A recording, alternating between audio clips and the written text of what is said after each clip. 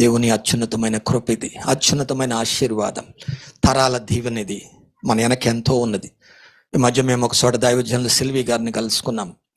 మరి దైవజనులు Abraham KDS గారి కుటుంబీకులు, కొత్తపల్లి వారి వంశం. తను నాతో అంటున్నాడు, అన్న ఇది జనరేషనల్ బ్లెస్సింగ్ కదా అని అంటున్నాడు. నా తాతల తండ్రుల నుంచి వచ్చిన ఆశీర్వాదం. చూడండి, ఈ రోజుగా ఈ పని చూస్తున్నామనంటే దైవజనులు మరి ఆ కొత్తపల్లి వెంకటరామరెడ్డి గారు ఏం ప్రార్థన చేశారో మనకు తెలియదు. ఆ తదుపరి తరాల్లో ఇంకెంతో మంది అన్ని జాతుల వారు ఉన్నారు, మొదట వారి పరిచయం.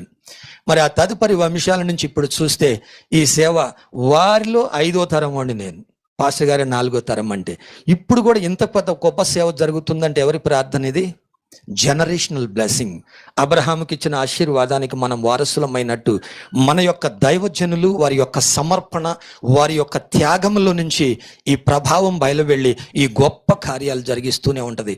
దేవదాసాయి గారు లేడు, కాకానితో ఇప్పుడు మా దగ్గర లక్షల మంది వస్తుంటారు. ఏసన్న గారు లేరు, ఏసన్న గారు పోయిన తర్వాత ఇంకా ఎక్కువ సేవ జరుగుతుంది.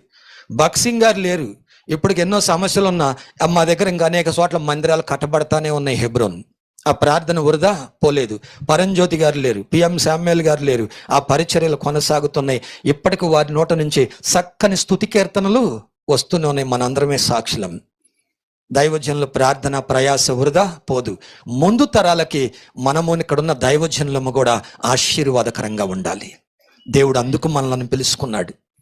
అందుకొరకు భక్తుడు పౌలు పలికినట్లు, నారు పోసిన నీరు పోసిన దాన్ని వృద్ధి నొందించువారు ప్రభువే.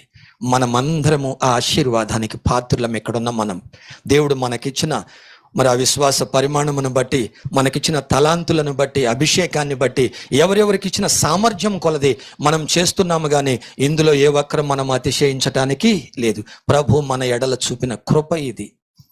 చూడండి, ఆ ముందు తరాలను జ్ఞాపకం చేసుకుంటే ఒక నూతన బలం.